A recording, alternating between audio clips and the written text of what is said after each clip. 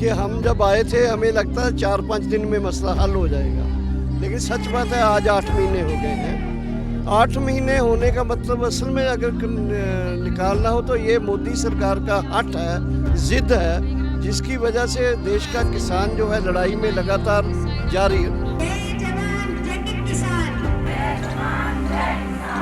देखिए, नर्मदा आंदोलन 36 साल चला है, तो आंदोलन जब एक बुनियादी मुद्दा उठाता है, केवल एक छोटा सा इशू नहीं, तो उसको लंबा चलना पड़ता है और उसमें जीवटता दिखानी पड़ती है, और महिलाएं सबसे ज्यादा जीवटता दिखाती हैं। नारी शक्ति जिंदाबाद। यहाँ पर असल में महिला सशक्तिकरण का उदाहरण आपको देखने को मिल रहा है, और मैं कहूँगी महिला सशक्तिकरण का प्रतीक है हमारा मोर्चा। नमस्कार, द वायर में आपका स्वागत है। मैं हूं आरफा खानम शेरवानी। किसान आंदोलन जो पिछले 8 महीने से चल रहा था, उसके लिए आज एक ख़ास दिन था। 8 महीने इस किसान आंदोलन को ख़त्म हो चुके हैं और अब नया एक दौर शुरू हो रहा है। आज यहाँ पर जो किसान संसद चल रही है पिछले कई दिनों से, यानी कि संसद से ही कुछ ही कदमों की दूरी पर किसानों ने अपनी संसद लगाई है, और मुझे यहाँ पे ये भी बताया गया कि हम चुनौती देना चाहते हैं ऐसी संसद को जो काले कानून बना रही है, जो जन विरोधी कानून बना रही है। यहाँ महिलाओं ने मोर्चा संभाला, 200 से अधिक महिलाएं यहाँ पर मौजूद थीं, और उसमें कद्दावर वो बड़ी महिला नेता भी, महिला सामाजिक कार्यकर्ता भी मौजूद थी, जिन्होंने अपना चेहरा और अपनी आवाज़ इसको दी। इसमें कई महत्वपूर्ण बातें जो मैं आपको यहाँ बताना चाहती हूँ कि जब मैं यहाँ इस प्रोटेस्ट साइट पर आ रही थी, तो आप सोचिए 200 महिलाओं का प्रबंधन करने के लिए यहाँ जितनी बड़ी तादाद में यहाँ जो पुलिस फोर्स मौजूद थी और जितनी बड़ी तादाद में सुरक्षा कर्मी यहाँ पर मौजूद थे, वो बेहद हैरान कर देने वाला था। ऐसा लग रहा था कि जैसे किसी 2 देशों का एक तरह से एक बॉर्डर हो। मैं यहाँ पर पहुँचते पहुँचते 6-7 बार खुद मेरी चेकिंग हुई, हर बार प्रेस कार्ड मांगा गया और मुझसे कहा गया कि अब आप जाने का कोई फ़ायदा नहीं है, वो ख़त्म होने वाली है संसद वहाँ पर। यानी कि हर तरह से एक तरह से हतोत्साहित करने की कोशिश हुई, और बार बार जिस तरह की सुरक्षा व्यवस्था हो रही थी, उससे एक पैरानॉइड सरकार का जो एक बिहेवियर होता है कि उसे 8 महीने गुजर जाने के बावजूद भी किस तरह से किसान आंदोलन से या आंदोलन में भाग लेने वाले लोगों से किस तरह से वो डर के साए में रह रही है, साफ तौर पर पता चल रहा है। तो अब 8 महीने गुजर जाने के बाद, और किसान यूनियन का ये कहना है कि लगभग 500 के आसपास लोगों की मौत हो चुकी है, तमाम तरह के मौसम यहाँ गुजारे जा चुके हैं। सड़कों पर बैठे हुए 3 जो बॉर्डर्स हैं भारत के, दिल्ली के, वहाँ पे अलग अलग जगहों पर बैठे हुए हैं अभी भी किसान, और हर तरह के मौसम का तकलीफ़ों का सामना कर रहे हैं, चाहे वो ठंड हो कड़कड़ाती, चाहे वो बरसात हो, तूफ़ान हो, गर्मी हो। आज भी सोचिए दिल्ली में ह्यूमिडिटी का, उमस का वो आलम है कि यहाँ आपके सामने ये कार्यक्रम रिकॉर्ड करते हुए भी ये मुश्किल हो रहा है कि कुछ मिनट की बातचीत की जा सके, और ऐसे में पूरी भरी दोपहरी यहाँ पर महिलाओं ने गुजारी है किसान संसद में। हमारे रिपोर्टर याकूत भी हमारे साथ मौजूद हैं, उनसे बातचीत कर लेते हैं। याकूत, आप मुझे बता रहे थे कि 2 कम से कम ऐसी किसान महिला नेता थीं जो बेहोश हो गई, तबीयत ख़राब हो गई उनकी। जी, उनकी इतनी ज़्यादा तबीयत ख़राब हो गई थी, और अगर मैं आपको बताऊं सीधा तो सरकार के द्वारा यहाँ पे ज़रा सा भी इंतज़ाम नहीं किया गया।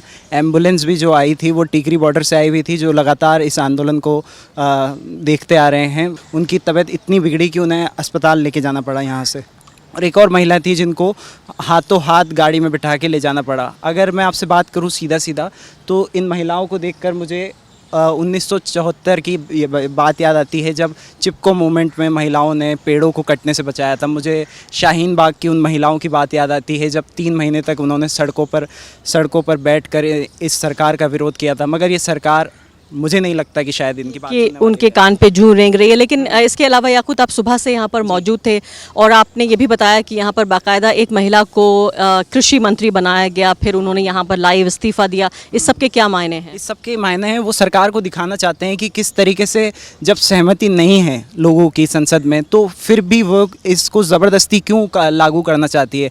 फिर उन्होंने प्रॉपर उसी तरीके से बिल को एक जैसे डिस्कस करते हैं वैसे डिस्कस किया गया।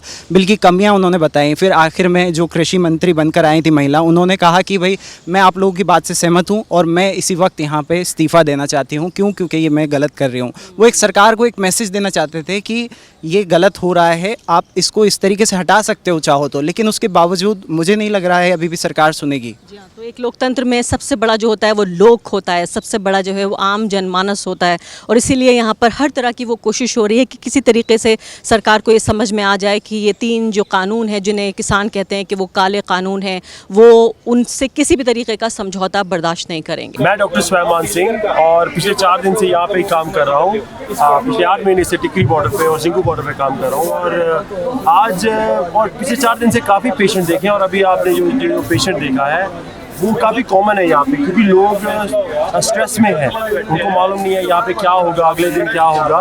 तो स्ट्रेस के कारण ऊपर से गर्मी है, फिर कई बार चाय ज़्यादा पी लेते हैं, सुबह भी होती है, रोटी नहीं खाई होती, पानी की व्यवस्था नहीं है। ये जो पानी दिया गया है इसमें बोल रहे हैं कि शायद वो इतना क्लीन नहीं है, सो पानी नहीं ले रहे हैं लोग, तो उसके कारण उनको वॉमिटिंग हुई थी, थोड़ा सा सिर में दर्द था, और अभी उनको वापस लेके जा रहे हैं सिंगू बॉर्डर थोड़ी सी एमरजेंसी में, कि वो ठीक नहीं महसूस करें। तो मैं तो सबको यही अपील करूँगा कि ज़्यादा से ज़्यादा पानी पीजिए और स्ट्रेस मत लीजिए, कोई बात नहीं, हम आपके साथ हैं, डॉक्टर्स की टीम आपके साथ है, और यहाँ पे भी सब यूनियन वाले आपके साथ हैं, आपको स्ट्रेस लेने की ज़रूरत नहीं।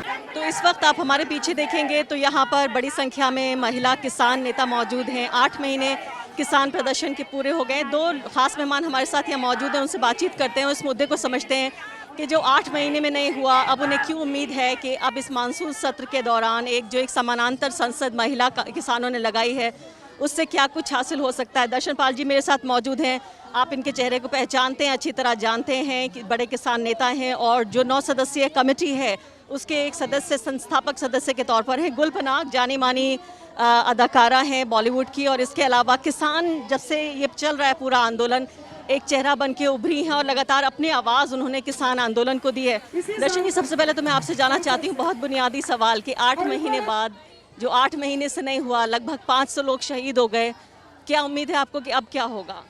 देखिए, हम जब आए थे हमें लगता है 4-5 दिन में मसला हल हो जाएगा, लेकिन सच बात है आज 8 महीने हो गए हैं।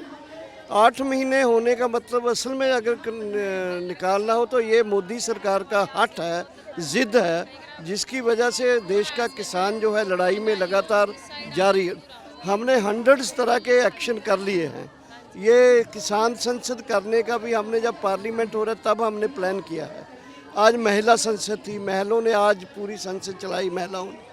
तो मेरा ये मानना है कि किसानों के मुद्दे और जो उनके डिमांड्स हैं एकदम जेन्युइन होने के बावजूद भी मैं ये कहना चाहता हूँ कि हमारे देश की सरकार को लीड जो कर रहे हैं, जो पार्टी लीड कर रही है, उसको एक तरह का जिद्दी, हट्टी, एकदम ब्लाइंड, एकदम डेफ लोग हैं जो लोगों को समझ में नहीं आता कि इतने हज़ारों लोग जो हैं वो बॉर्डर्स के ऊपर बैठे हैं और उनकी आवाज़ उनको सुनाई नहीं दे रही है। बल्कि असल में मैं अगर कहना चाहूँ कि कॉरपोरेट के सामने, WTO के सामने झुके हुए हैं ये, और कॉरपोरेट का हित के लिए ये किसानों को, हितों को कुर्बान कर रहे हैं, और किसान शहीद हो रहे हैं हमारे यहाँ। कह रहे हैं कि कॉरपोरेट का हित साधने के लिए किसानों को शहीद कर रहे हैं। गुल पनाग मेरे साथ मौजूद हैं। गुल पनाग एक फ़ौजी परिवार से आती हैं, और इस तरह के जो आंदोलन होते हैं उसमें बहुत अहम होता है अगर जाने माने चेहरे अपना चेहरा और अपनी आवाज़ उसको देते हैं। गुल, आप मुझे बता रही थी कि आप सुबह से यहाँ पर मौजूद हैं, क्या संदेश है इस महिला संसद का? सुबह से और 8 महीने से मैं इसके साथ जुड़ी हुई हूँ। मैं एक फ़ौजी परिवार से तो हूँ, पर मैं एक किसानी परिवार से भी हूँ, क्योंकि अक्सर पंजाब में जो किसानी परिवार होते हैं वो ही अपने बच्चे फ़ौज में भेजते हैं। और मुझे जो जब ये मोर्चा शुरू हुआ, मेरी सिंपैथी तो थी ही एज एन एग्रीकल्चरलिस्ट, पर जो मेरी पुलिंग फैक्टर थी यहाँ पे मुझे मोर्चे में लाने की, वो ये थी कि यहाँ पर अधिकतर लोग जो हैं वो किसानी परिवारों से भी हैं और फौजी परिवारों से भी हैं। ये पंजाब हरियाणा में कॉमन है, यूपी में कॉमन है। और इसके बावजूद क्योंकि ये मोर्चा सरकार के ख़िलाफ़ था, तो जो लोग इस मोर्चे में खड़े थे उन्हें बेबुनियाद और झूठे इल्ज़ाम लगाए जा रहे थे उन पर, जैसे कि एंटी नेशनल, टेररिस्ट। अब उन लोगों पे आप इल्ज़ाम लगा रहे हो जो इस देश के अन्नदाता हैं और जिनके बच्चे जाके वर्दी पहनते हैं। तो वो मेरे लिए एक इमोशनल फैक्टर था आके जुड़ने का। और अब 8 मंथ्स लेटर मैं एक SKM की वॉलंटियर हूँ। गुल, मुझे ये बताइए कि जो महिलाओं की पार्टिसिपेशन की बात हो रही है, ये भी कि भारतीय जो राजनीति है और भारतीय जो एग्रीकल्चर है, जो कृषि है, उसमें भी उनके रोल को उस तरह से नहीं अहमियत मिल पाई है जितनी मिलनी चाहिए। यहाँ भी महिलाएं सिर्फ पुरुषों की सहायक नहीं हैं, बल्कि वो आगे मोर्चे पे आके लड़ रही हैं। इस पूरे प्रोटेस्ट में आप महिलाओं के रोल को कैसे देखती हैं? जैसा कि डॉक्टर साहब ने कहा कि इस प्रोटेस्ट में महिलाओं की शमूलियत शुरू से रही है, तो ये कोई डेकोरेटिव कैपेसिटी में महिलाएं यहाँ पे नहीं है कि हम दिखा दें कि यहाँ पे वुमेन एमेंसिपेशन है, या फिर हम एक नारा लगा दें बेटी पढ़ाओ बेटी बचाओ। यहाँ पर असल में महिला सशक्तिकरण का उदाहरण आपको देखने को मिल रहा है, और मैं कहूँगी महिला सशक्तिकरण का प्रतीक है हमारा मोर्चा। और ये इन्होंने ये भी स्थापित करके दिखा दिया है कि चर्चा किस तरीके से पार्लियामेंट में होनी चाहिए इससे पहले कि बिल्स पास किए जाएं। तो आज पूरी जो किसान संसद थी उसकी बागडोर महिलाओं ने संभाली। क्या मायने हैं इसके? कुछ लोग कह रहे हैं, न्यूज़ चैनल्स कह रहे हैं कि ये भी एक पब्लिसिटी स्टंट है, क्योंकि अब किसान आंदोलन ख़त्म हो चुका है। किसान आंदोलन ख़त्म हो रहा है या उसकी एक नई शुरुआत हो रही है? वो एक नया चेहरे के तौर पर उभर रहा है। ये जानने की कोशिश करते हैं। हमारे साथ एनी राजा और साथ ही निशा सिद्धू, 2 महिला एक्टिविस्ट यहाँ पर मौजूद हैं और किसानों के मुद्दों से लगातार जुड़ी रही हैं। निशा जी ने मुझे बताया कि वो अभी से नहीं बल्कि एक ज़माने से किसान संगठनों का एक हिस्सा रही हैं। एनी राजा जी, सबसे पहले मैं आपके साथ शुरुआत करना चाहती हूँ। मैं आपके बहुत सारे मेरे कार्यक्रमों में आप आई, जहाँ मजदूरों की बात उठाती रही, अल्पसंख्यकों की बात उठाई, महिलाओं की बात उठाई। अब जो है किसान मुद्दे से कैसे जुड़े आप? मैं भी एक किसान हूँ और मेरा खेत में जो भी उगाती है उससे मेरा आजीविका भी है। बहुत बड़ा हेल्प है मेरा घर चलाने का। और मैं किसान परिवार से है, इसलिए मेरा जुड़ाव इसमें है, क्योंकि हम सब ये सारा कानूनों का और जो WTO का जो भी एग्रीमेंट है, ये सबका विक्टिम है हम। तो इसलिए ये आंदोलन से हम दूर खड़ा नहीं हो सकते, इसलिए हम इसमें है। और कहा यह जा रहा है कि सिर्फ किसान इस आंदोलन को कर रहे हैं। आप देखिए कौन ऐसा है जो किसान नहीं है। अब गुल पनाग से बात हुई मेरी, वो एक फिल्म एक्ट्रेस हैं, वो भी किसान हैं। यहाँ मेरी बात हो रही है सोशल एक्टिविस्ट, वो कह रही है मैं किसान हूँ। मैं भी ये नहीं कह सकती कि मेरा खेती किसानी से या मेरे परिवार का कोई लेना देना नहीं है। तो यानी हम में से हर कोई कहीं ना कहीं किसानों से जुड़ा हुआ है। निशा जी, आप मुझे बताइए कि क्या ये सिर्फ स्टंट है कि एक दिन का मीडिया कवरेज मिल जाएगा? कैसे स्टंट हो सकता है? आप एक दिन भी सड़क पे रह के गुजारिए तो पता लग जाएगा। यहाँ तो किसानों ने पूरा नवंबर, दिसंबर, जनवरी, फरवरी तक कड़ाके की जो ठंड थी वो सिर पे झेली है। बारिश भी हुई है, लोगों के पास एक बिस्तर नहीं बचा था जो सूखा हो सर्दी के दिनों में, तो उन्होंने तब भी मैदान नहीं छोड़ा। उसके बाद ऐसी भयंकर गर्मी चल रही है, तब भी लोग सड़क के ऊपर पड़े हुए हैं बिना बहुत सारी सुविधाओं के, जो मिनिमम रिक्वायरमेंट है उसको छोड़ के। बारिश का सीज़न शुरू हो गया है, कितनी बार भारी भारी तूफान आते हैं चारों तरफ से और हमारे सब तंबू उड़ जाते हैं। सामान 2-2, 3-3 किलोमीटर दूर से जाके खेतों में से इकट्ठा करना पड़ता है। तो ये कैसे स्टंट हो सकता है? कौन चाहता अपने घर से बेघर होकर सड़क के ऊपर सोना? कौन चाहता अपने बीवी बच्चों को वहाँ पे रखना? तो जब बिल्कुल फसल और नस्ल का सवाल है, आने वाली पीढ़ियों का सवाल है, तो सड़क पे तो तब किसान उतरा ना। जी, सरकार तो ये कहती है कि हमने एक दिन भी ये नहीं कहा कि हम बात नहीं करेंगे या हम इसमें बदलाव करने को तैयार नहीं। वो कह रहे हैं हम बिंदुवार तरीके से इस पर चर्चा कर सकते हैं। वो दोनों बातें कहते हैं। वो कहते हैं कि हम एक फ़ोन कॉल की दूरी है, वो ये भी कहते हैं कि हम बातचीत के दरवाजे बंद नहीं किए हैं, लेकिन साथ में प्रहार दूसरे भी ये करते रहते हैं। कभी माओवादी बताते हैं, कभी चाइना से पैसा, कभी अमेरिका से पैसा, कभी कहते हैं देशद्रोही हैं, कभी कहते हैं मवाली हैं, कभी गुंडे, कभी आतंकवादी। किसानों को क्या क्या नहीं कहा है। तो वो दोनों तरह की बात करते हैं, इसीलिए ये सरकार को ऐसा लगता है। तो किसानों ने भी दरवाजे कभी बंद नहीं किए। जितनी बार वार्तालाप हुआ, जितनी बार वार्ता के लिए बुलाया, किसान गए, लेकिन वो कहते हैं, जब एक ही बात बार बार वो कह देते हैं कि हम कानून तो वापस नहीं लेंगे और बातचीत के लिए तैयार हैं। ये कैसे हो सकता है? किसान तो एक ही बात कह रहे हैं, कानून विड्रॉ करो। वो जिद की बात नहीं है, क्योंकि उनके हित के नहीं है, इसलिए वो कह रहे हैं। और आज का जो किसान है वो पुराने ज़माने का हमारे दादाओं परदादाओं वाला नहीं है। वो पढ़ा लिखा किसान है, उसने बहुत अच्छे से पढ़ा है, लिखा। इस कानून पे चर्चाएं लगातार हुई हैं और एक एक क्लोज को लेके बात हुई है कि कौन कौन से क्लोज में क्या क्या नुकसान है। किसान क्या मांग रहा था? जब स्वामीनाथन कमीशन का गठन हुआ तो स्वामीनाथन कमीशन ने बहुत सारी राज्यों में जाके किसानों से, किसान संगठनों से बातचीत की और तब जाके सिफारिशें अपनी तैयार की। मुझे ध्यान है कि हम लोग जब वो राजस्थान में बीकानेर ज़िले में आए थे दौरे पे, और हम लोगों ने भी अपना प्रेजेंटेशन उस वक्त भी उनको दिया था, तो हम तो वो सिफारिशों को ही लागू करने की बात कर रहे थे जिसमें किसान के हित की बात है। हमने तो कानून नए बनाने की कोई बात ही नहीं की। ये कानून उन कारपोरेट सेक्टर के फ़ायदे के हैं, इसलिए उनको अच्छे लग रहे हैं, इसलिए वो इस जिद पे अड़े हुए हैं कि इसको वापस नहीं लेंगे। इस सरकार को ये लगता है कि उसकी मोटी मोटी पॉलिटिकल कैलकुलेशन हो गई है और वो किसानों को 2, 4, 6 दिन नहीं 8 महीने नज़रअंदाज कर सकती है, फिर भी इस देश में राजनीति कर सकती है।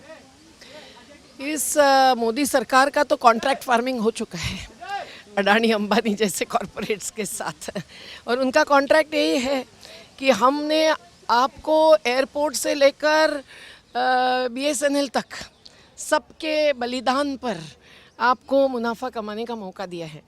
अब एग्रो प्रोड्यूस में उनके आउटलेट्स तो हज़ारों में हैं, और लॉकडाउन में भी उन्होंने जो मुनाफा बढ़ाया है वो उसमें इसका बहुत बड़ा योगदान है। तो जो किसान अपने 2 रुपये में टमाटो बेचता है या 4 रुपये में केला बेचता है, पपीता 6 रुपये में बेचता है, उसके ही उस प्रकृति धन पर ये कमाई कर रहे हैं। आज यहाँ जन संसद से जो संदेश संसद में जा रहा है वो विरोधी दलों को भी जा रहा है, केवल सत्ताधारों को नहीं। क्या संदेश है? नहीं, इस संसद का क्या संदेश? यही है कि अगर संसद में आप लोग कुछ ठोस जनवादी निर्णय पर नहीं आते हैं तो हम लोग एक समांतर संरचना और प्रक्रिया जो सही अर्थ से जनतंत्र का सही स्तंभ और पहला स्तंभ होगा वो खड़ा करने की अब तैयारी कर चुके हैं। तो जन संसद एक उसका उत्तम नमूना है। हमने भी कुछ सालों से जन संसद, चैलेंज तो नहीं है ये जो एक्चुअल संसद है उसको, ये कोई चुनौती है? बिल्कुल चुनौती भी है और एक सबक भी सिखाना है, क्योंकि उस संसद में अभी प्रश्नोत्तर का अवकाश निकल गया। 31% वोट लेकर जीतकर सत्ता में बैठे हैं, वो हुकुमशाह जैसा ही कर रहे हैं।